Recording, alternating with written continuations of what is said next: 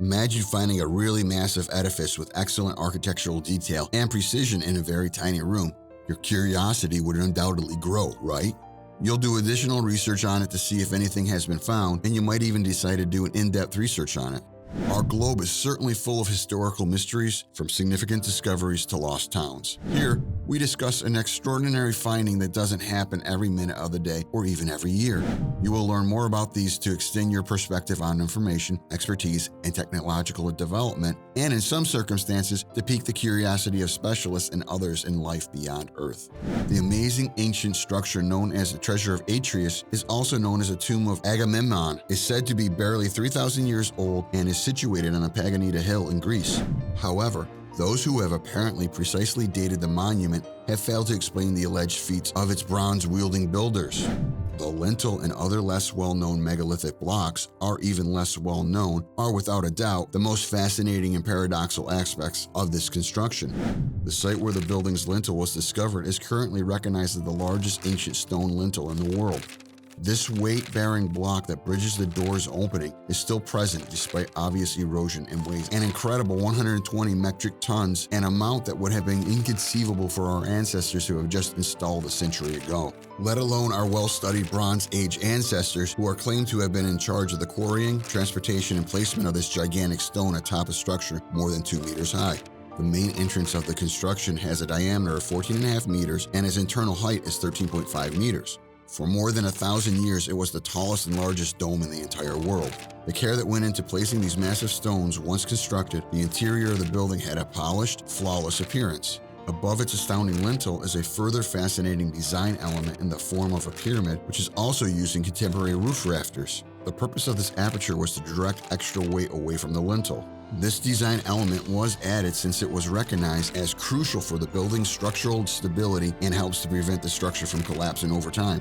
We believe that this addition could only have been made by someone with a very thorough knowledge of load-bearing architectural construction.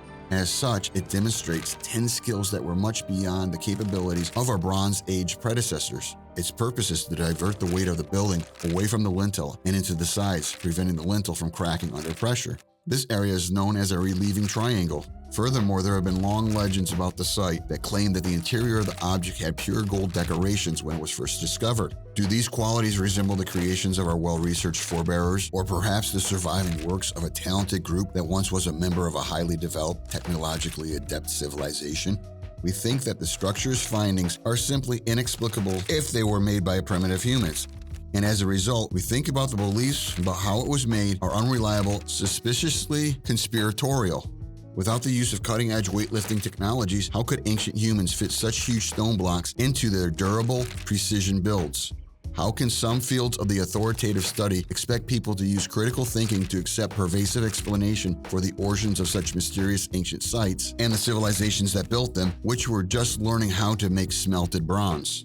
How, with such massive weight-bearing structure, did they manage such precision? AFP, April 26, Addis Ababa. According to UN archaeologists, a sizable pre-Christian royal necropolis had been found beneath a 42-year-old parking lot close to the site of Ethiopia's renowned Aksum obelisk. The UN Educational, Cultural, and Scientific Organization, UNESCO, announced in a statement that underground rooms and arcades had been discovered close to the obelisk's original location.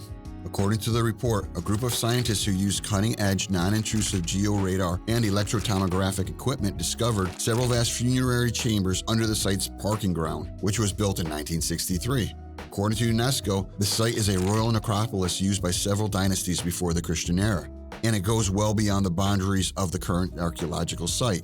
The team was dispatched to Aksum, a UN-designated World Heritage Site in northern Ethiopia, last week to conduct reconnaissance of the area in anticipation of the gigantic obelisk's return from Italy, of which the third and final component arrived on Monday.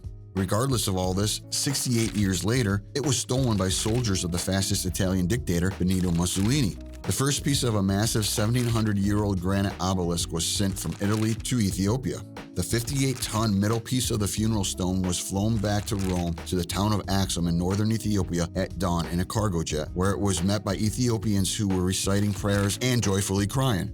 The former capital of the once powerful Aksumite kingdom, which ruled from soon before the birth of Jesus until the 12th century, is Aksum, a town of 60,000 people today.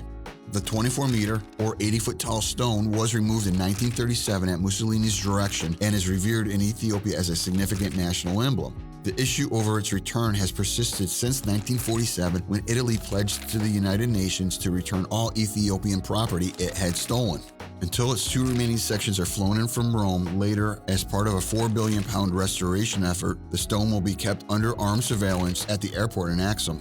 Once all the parts have been delivered, they will be driven 3 miles away to their final resting place in trucks. The rebuilt burial stone was subsequently placed atop another 6 obelisks that previously dominated the Axum Empire skyline. The restoration of the stones, according to officials, could pave the way for the return of other holy Ethiopian artifacts and antiquities that British troops looted and later imprisoned in British museums, royal palaces, and private collections. Giorgio Croce, a professor of engineering for historical monuments at the University of Rome, remarked while the obelisk was being unloaded, inevitably this might open the floodgates. We recognize how significant this is to the nation and its citizens because it is part of Ethiopian culture and history. The first piece of the monolith, which dates back to the 3rd century and predates the arrival of Christianity in Ethiopia, was welcomed by pealing bells and chanting monks from the town's St. Mariam Cathedral. "As we have waited a long time for this," said Nisana Asfu, State Minister for Information and one of the authorities who received the memorial, "for us this is a time of pride. The obelisk was in pieces when the Italians took it. It had fallen during a Muslim uprising in the 16th century. Military vehicles, improvised roadways, and Italian-built bridges were all driven to their breaking points by the weight of the debris. It was restored in Rome using concrete that has metal rods inserted into it. The obelisk was taken down from its central Rome location at the Circus Maximus towards the end of 2003, despite the difficulty of doing so due to restoration work. On the orders of then-Italian dictator Benito Mussolini, fascist forces captured the obelisk in 1937. It is a 160-ton, 24-meter, 70-foot, 3rd century BC granite burial stele. The necropolis is likely to increase the already high level of archaeological interest in the Axum region and is scheduled to be re-erected on its original site by September or October, according to UNESCO. UNESCO Director Koichiro Matsuura stated that it is likely that some of the tombs identified through the underground imaging are intact, calling for more research to be conducted and for the network to eventually be made accessible to the general public. The opening of these new tombs to the public would represent, moreover, an additional asset for the site, he added, adding that to promoting cultural tourism, it would help the nation's economy. Since the 1970s, a number of tombs have been discovered at Axum, but many of them have been looted. As a result, just one of these graves, the so-called Tomb of the False Door, is now accessible to tourists, according to UNESCO. The capital of the Axumite kingdom, which prospered as significant commerce hub from the 5th century BC to the 10th century AD, was Axum, which dates to 100 BC and was placed on UN's World Heritage List in 1980. The kingdom, which was controlled by kings descended from David, Solomon, and the Queen Sheba, at its height include parts of what are now Ethiopia, Eritrea, Somalia, Sudan, and Yemen. Around 325 AD, it converted to Christianity, but as Islam swept throughout the area, its influence waned. The final ruler was ousted in the 12th century. However, Ethiopians are overjoyed that the statue has returned, but there's a chance that it is not the town's most famous relic. Although the majority of historians in the West are skeptical of this claim, the Church of Our Lady Mary of Zion in Axum claims to be home of the biblical Ark of the Covenant. The obelisk is a symbol of pride for Ethiopians. It is one of the 7 enormous funerary monuments built by the Axumite ruler, according to historians. The historical birthplace of Christianity in Ethiopia was the Axumite Empire of Ethiopia, which once extended into the Arabian Peninsula. The Institute of Ethiopian Studies, which was established by Richard Pankhurst, a well-known and renowned Ethiopian historian in Addis Ababa, the nation's capital. He says the return of the obelisk would inspire other African nations to demand the return of monuments and national treasures taken during European domination. He is speaking by phone from Addis. For Egypt, losing the obelisk would be similar to losing the pyramids, he said. The return of such a significant historical object as the obelisk of Axum, however, has implications, and it will cause people all over the Third World, particularly in Africa, to demand things that were taken from them unjustly during the colonial period, the author writes. The antiquated obelisk has been attacked previously.